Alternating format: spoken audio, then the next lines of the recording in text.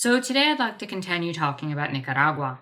In part 1 of this series, I had talked about the history of US imperialism in Nicaragua and why the US should in fact not interfere with nor create sanctions against Nicaragua no matter what is happening there.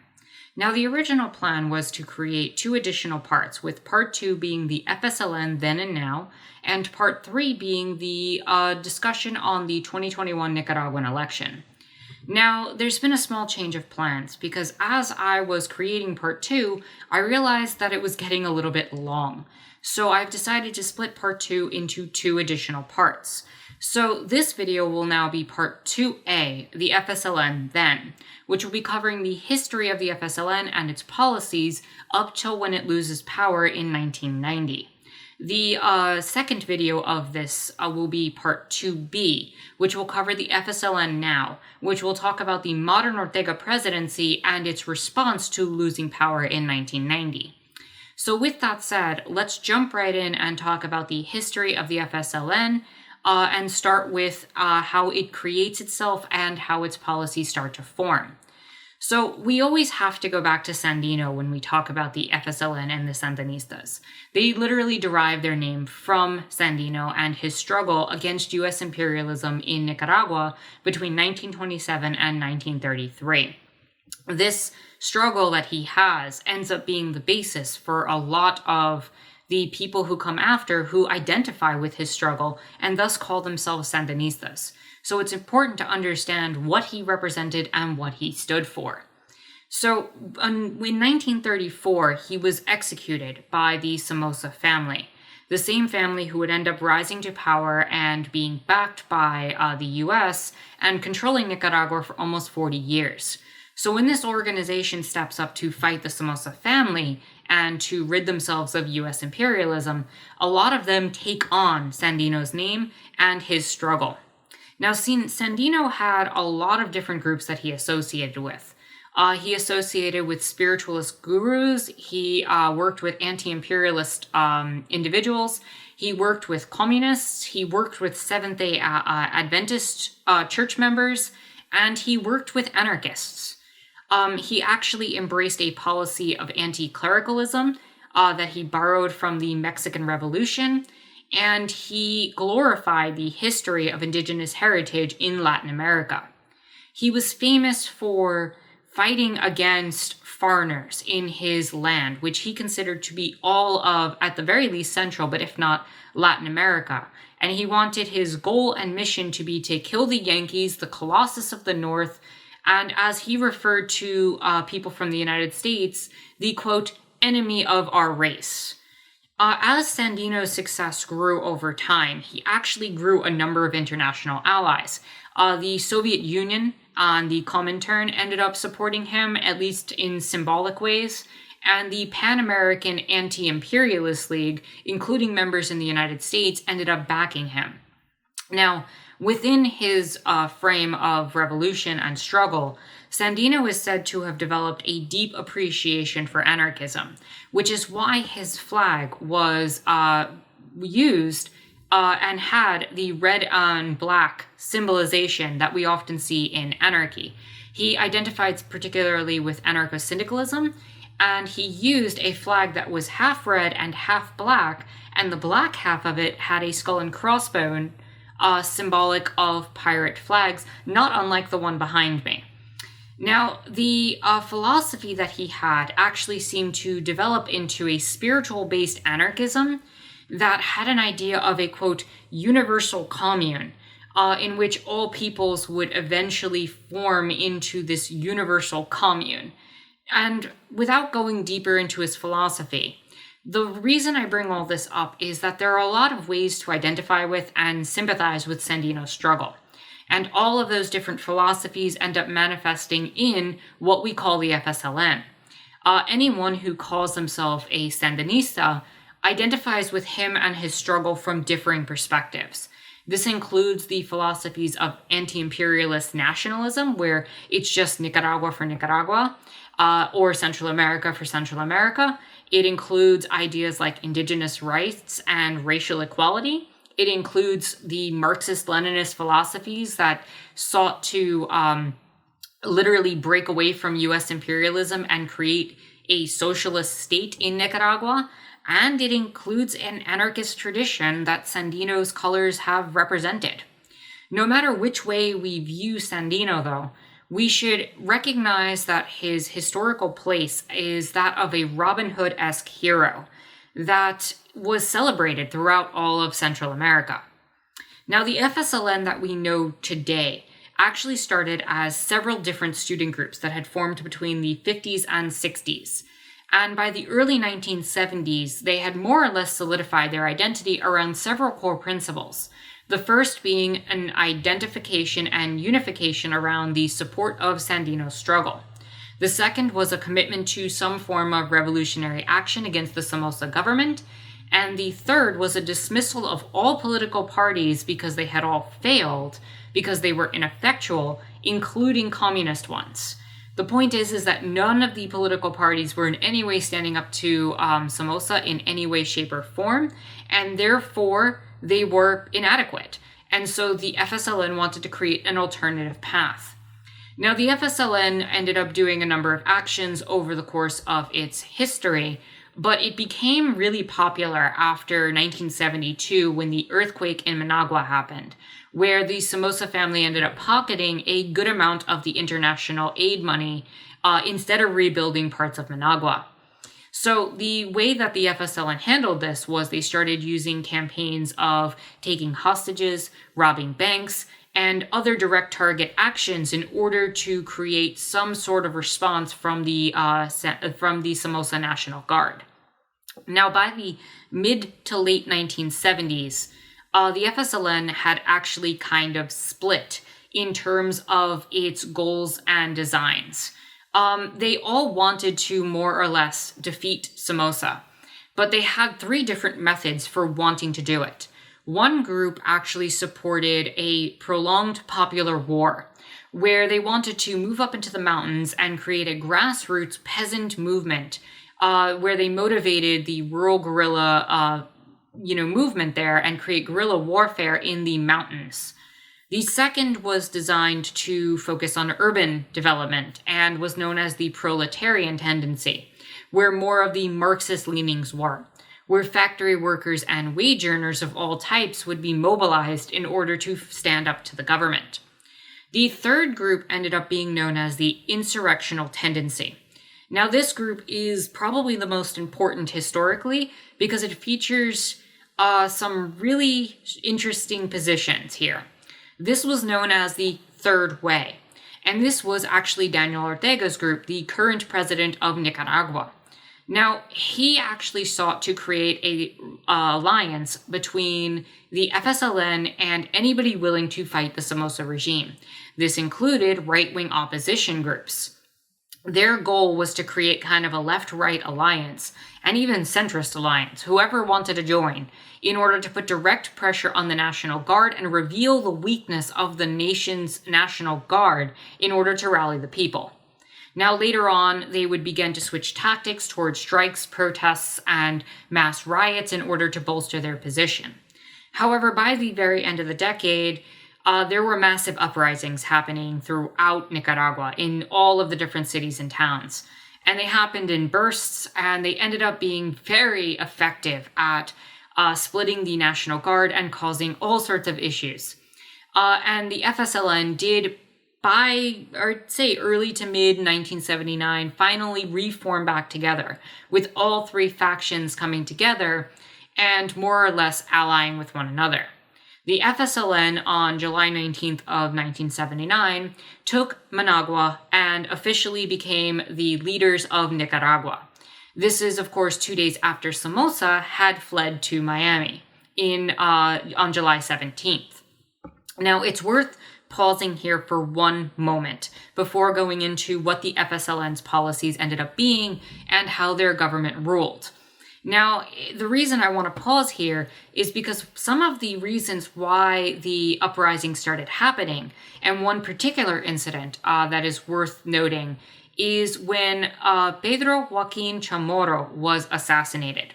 Now, Chamorro is, of course, the husband of Violeta Chamorro, who would go on to be president after the US backed her in 1990 when she ran against Ortega. Now, Pedro Chamorro had the anti-Samosa newspaper at the time, La Prensa, and because of that, it was suspected that he was killed by somebody in Samosa's family. Now, the paper, only a few years later, would be a major contributor to the Contra struggle and would end up becoming completely anti-Sandinista, and that paper still operates today. It's still owned by the same family, and it's still famously anti-Fsln. So it's worth noting that this history ends up having a direct line through it, where this person gets killed by the Samosa family. His wife ends up becoming a major political figure and ends up becoming antagonistic over time towards the Fsln and eventually becomes the US's puppet leader in Nicaragua, the exact same position that Samosa had originally taken. Now, in 1979, as the war was coming to an end, the Sandinistas actually declared the junta to be the official government of Nicaragua. This government consisted of 5 people. The leader and the one in charge of all of this was President Daniel Ortega. The secondary leadership went to 2 left-wing supporters and 2 right-wing supporters. The left-wing supporters are not really worth talking about in all of this conversation at the moment, though they are important historical figures. But one of the right-wing members was in fact Violeta Chamorro. And that is again worth noting, considering that this is a very short relationship. The right-wing members end up leaving of their own accord, not long after the fall of Samosa. Now, the junta continued to try to rule via either a policy of direct democracy or popular consent, and ended up kind of going on somewhat anarchist principles in certain ways, as well as certain Marxist-Leninist ones during the time that it was in power. Now, the problem is that the Contras, as I mentioned in the last part, put extreme amounts of pressure on the Fsln. And due to a desire to get international support, the Fsln agreed to formal elections. Now, in 1984, when these elections happened, they were considered illegitimate by the Reagan administration, the CIA, and many business interests throughout Nicaragua. But the governments of the Western Europe and the rest of the world pretty much more or less backed up Nicaragua and the Fsln, including the UN and independent US media sources. They all confirmed that the election was completely legitimate and saw the election of Daniel Ortega in 1984. Now, as I talked about last time and I mentioned briefly before, Ortega and the Fsln would maintain power until 1990, where the US would put a lot of pressure on the Fsln and would basically threaten to continue a forever war until Ortega was put out of power and the Fsln was removed from power, which caused a lot of people to switch allegiance and start supporting the UNO party, which was the Contras basic party. And that would happen, and the Fsln would lose power in 1990. So I want to talk now primarily about the 10 to 11 years where the Fsln has power and where it's fighting this war against the Contras, and talk about what type of reforms they want to commit to and how much of that actually happens. Now, before I continue, I do want to mention why any right-wing people would even theoretically join the Sandinistas in the first place. Now, the Fsln actually originally avoided a lot of conversation around class in the start of their struggle. Class was not even mentioned in a lot of the earliest conversations. There were, of course, left-leaning individuals. Many wanted to make it a working class versus a wealthy war. But for a lot of this, it was mentioned along nationalistic lines, with Nicaragua for Nicaragua. So there was no explicit desire from the Sandinistas to nationalize industries and enter into creating a socialist economy, outside of nationalizing the Samosa's family's assets after they fled the country. But the thing is that many wealthy people in Nicaragua had actually seen the Samosa family as an issue. US imperialism and the Samosas collected wealth that could be directed into the hands of capitalists within the country itself. And so in the nationalization process, they wanted to become the capitalist class and the business owners, independent of US rule and independent of how much of the wealth that Samosa claimed and controlled. And that actually works with the non-aligned foreign policy that Nicaragua was trying to create. The Fsln was trying to position itself where it wouldn't quite ally itself with the Soviet Union, but it wouldn't quite ally itself with the US during the Cold War, hopefully avoiding the wrath of both of them, especially the US. Unfortunately, that's not how things manifested. Their kind of hybrid model of mixed economy that almost looked like it was going to be a social democratic type country if we looked at it from a more modern viewpoint, didn't end up coming to fruition. Most of this actually had to do with the business class in Nicaragua seeing itself in a position where it feared that the Fsln would eventually nationalize all of its possessions. And the US, of course, under the Reagan administration, as I mentioned last time, ended up seeing this rise to power of this Marxist-Leninist socialist group as a threat. And a big part of that, which I didn't cover last time because I didn't think it would fully make sense without understanding the policies of the Fsln, the biggest part of that threat, as far as certain historians are concerned, is that the US was about to get completely humiliated by the Sandinistas. And the reason for that is that the Sandinistas rise to power and they start wanting to commit to all of these social reforms. And I'm going to go over a bunch of them. But if you're the US and you've just backed this dictator and his family for 40 to 45 years, and you've basically seen human rights violations and nothing has come of the country and everything's in shambles, and this group rises to power and promises all of these socialist endeavors, if those policies work, all of a sudden, socialism starts looking like the greatest thing ever and capitalism looks terrible. So there was a fear of embarrassment. And the capitalists and the want-to-be upper class of Nicaragua saw a common interest in their positions and allied together, leaving the Fsln to fend for itself. So what were some of these policies that the Fsln wanted to commit to? Well, the first one was the nationalization of the Samosa property. That was one of the most important ones because the conditions of the hacienda system and latifundo system left a lot to be desired. So the first things they did was start creating state-owned farms and worker production co-ops, which ended up creating a massive boost in the economy and actually really helped a lot of people. In addition, they started supporting labor unions in places where privatization remained, and created a lot of legal labor reforms, including the 8-hour workday. Now, before then, it was very much common for people to be working from sunup to sundown, especially if you were in the rural area. So this mandated an 8-hour workday that was supposed to provide enough funding for people to thrive off of.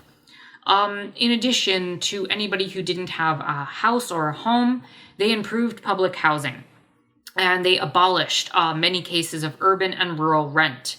They price-fixed necessities, and they worked towards making it so that most people were able to afford their basic necessities of life.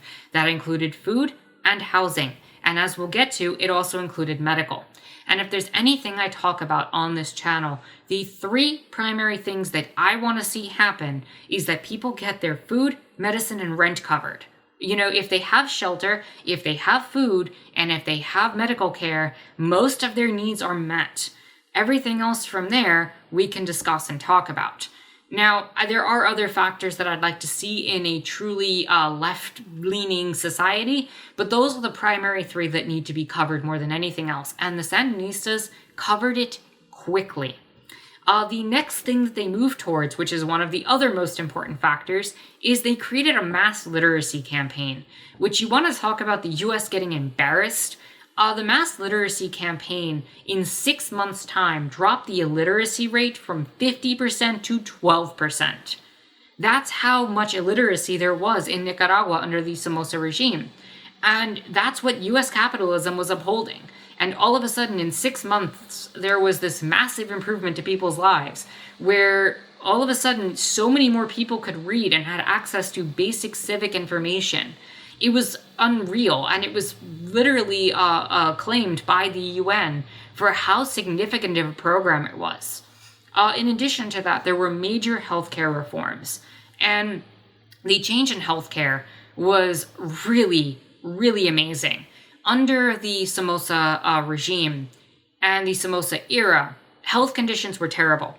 As I talked about last time, a lot of people were dying from drinking water that was poisoned by US companies and by Somoza industries. There was no real significant healthcare for people, and nothing was really given to people. In the meantime, under the Sandinistas, you get vaccine coverage of babies, where you had by 1983, 88% of the population was the children that were born were immunized against polio and 78% against measles. They practically eradicated them. The mortality rates were dropped significantly. And there were all sorts of other medical things like measles, mumps, rubella that just completely got destroyed. Whooping cough was another one. And Cuba was actually instrumental in the destruction of those diseases because Cuba sent in its medical personnel to eliminate those diseases and decrease the infant mortality rate drastically. Now, when I talk about the mortality rate decreasing, I need to emphasize this because the mortality rate decreased by about half during the time that the Sandinistas were in a war with the Contras. That is how ridiculous the conditions under the Somoza regime were. I think that just should emphasize how much the US and the Contras had to attack soft targets to try to make their point. The Sandinistas had completely transformed their society pretty much within the span of a few years. And the reason that they, again, attack soft targets like hospitals is to reduce the amount of benefits that people got, to make sure that the US wasn't completely embarrassed by just how much hospitalization and education and everything else had improved in Nicaragua. Now, that is also just absurd that during a war and during a conflict, the mortality rate decreased by approximately half compared to what was happening before. Again, I cannot emphasize how much the medical changes and the social and structural changes improved conditions. Now, one other area that there was vast improvement in was gender and sex equality, specifically for women. Women had gone from very terrible conditions under the Samosa regime, and all of a sudden, women were getting things like paid maternal leave, and they were working in these jobs with economic independence. There were childcare collectives set up in order to take care of children. Women were granted the ability to breastfeed at work and could actually own property.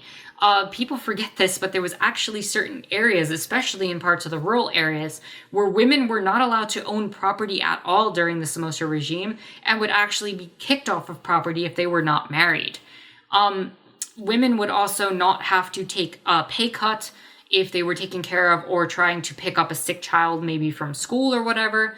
They did not have to be removed from their workplace. They had protections if they were pregnant, because previously, if you were pregnant, it was very easy for a job to say, oh, well, you're about to leave the job in about 9 months, we can just kick you out. No, they were very much protected. Abortion rights and birth control were very much supported by the Fsln, and ironically, the war ended up putting a lot of women in power. A lot of women had to take leadership roles. A lot of women had to take a lot of the positions in jobs because the men were mostly conscripted into fighting the war. Now, that doesn't mean that men were exclusively fighting the war. There were a lot of female comandantes. There were a lot of women who entered into the struggle, and that, like I said, it doesn't mean that women were not involved, but a lot of women ended up getting a lot of positions in the public sector because of the number of men in the conflict. Now, there was one downside to this. because of the culture and the history that is involved with gender rights in this country, especially when it involves the Catholic Church and the history that's involved there outside of, say, liberation theology, a lot of the machismo attitude continued, which led to a lot of women ending up taking up double and sometimes even triple workloads. The double and triple workloads were because women would have to take care of the children, then they would have to take care of the job and employment, and then they would have to join their labor union and whatever organizations they were in to support the revolutionary struggle. And so women were sometimes working obscene amounts of hours still, and that is one downside to the Fsln, but that was a part of a cultural shift that needed to transpire and never was given the proper time to occur. There was also a movement within the Fsln for gay rights, and within all of this, especially as we saw the movement into an 8-hour workday and everything else, this generally created more improvements for the lives of women and people who maybe expressed different gender identities but didn't quite have a name at that time. Now, in addition to all of this, they got rid of the death penalty, and they got rid of and abolished torture. Not that the Contras weren't still practicing that, but the Fsln did outlaw it under their regimes. There was an industry and infrastructure program where Cuba actually had ended up influencing Nicaragua to influence and create large projects. This included building roads, power plants. There was a famous sugar mill that got built during this time. There was schools and other important business infrastructure. And Cuba actually provided training with no cost to the Nicaraguan people. Any loans that were originally mandated were completely eradicated by Castro. And it was just seen as helping your neighbor, especially to overcome the US imperialism.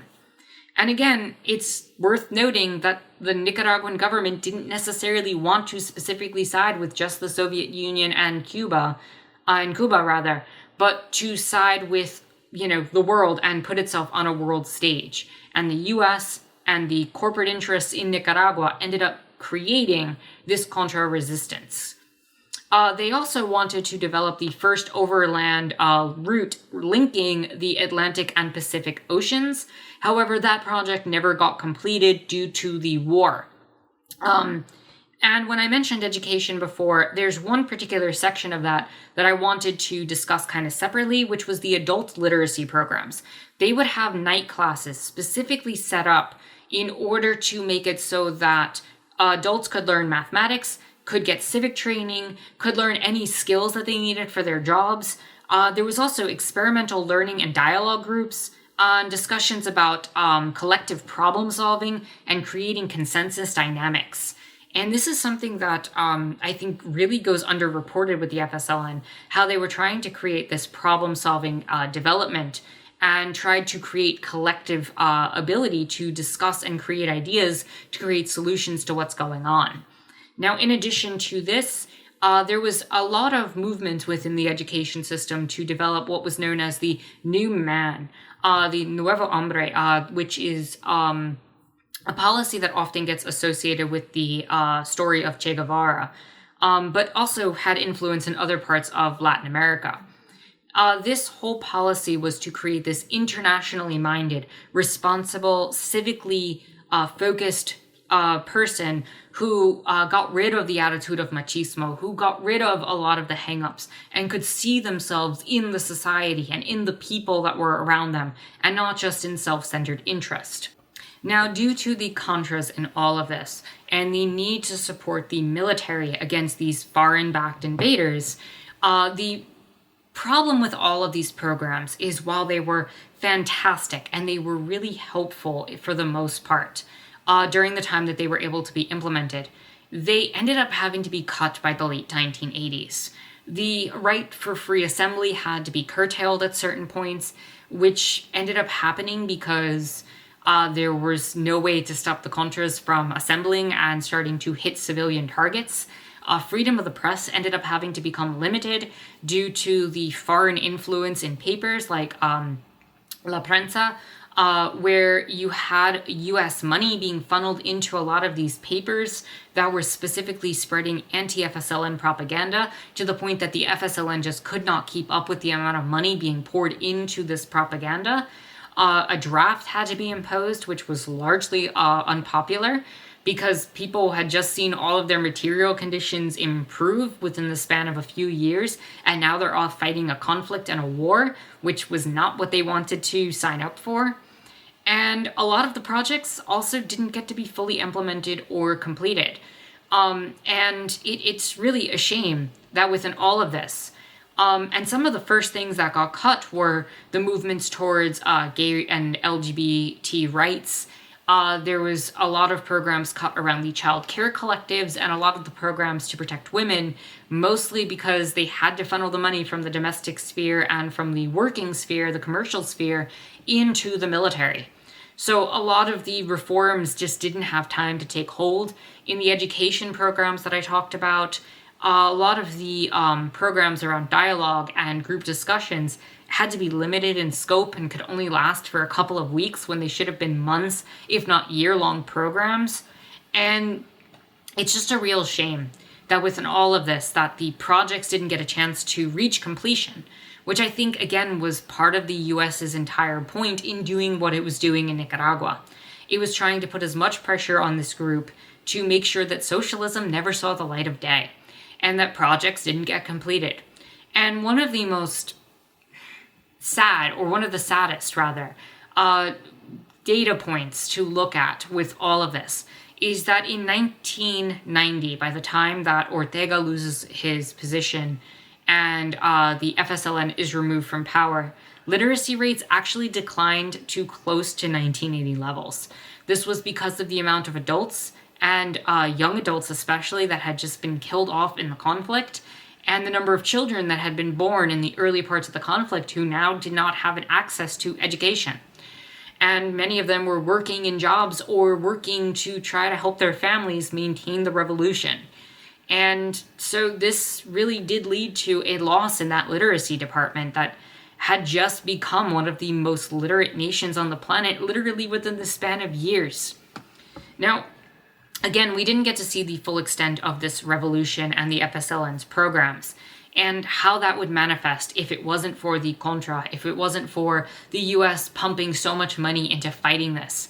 I can't even imagine what a world would look like if the US had pumped money into Nicaragua to try to support it, to build the FSLN, to build what people needed. But that was not in the interest of US empire at the time, and that certainly wasn't in the interest of the US Reagan administration, who, again, committed to illegal funding programs in order to continue the struggle even after Congress had stopped funding the war.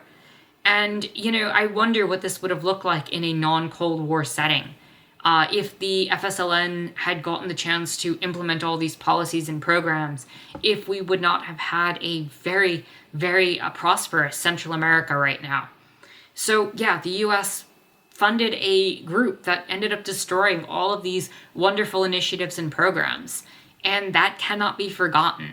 And so, with all of this, when Violeta Chamorro takes power in 1990 and leads the country, she starts obviously switching the country into conservative policies and neoliberal policies that end up subverting all of this and end up making sure all of these programs are completely eradicated. And this is where the FSLN finds itself, in a place where it has to negotiate with the very enemy that ended up basically destroying all of their ideas and all of their policies. And this is the position that the FSLN remained in until it rose to power in 2007. So this is where we'll leave things for now. Next time, I want to continue into part 2B and talk about the present FSLN under the modern Ortega presidency, and talk about how it responded to that loss of power in 1990.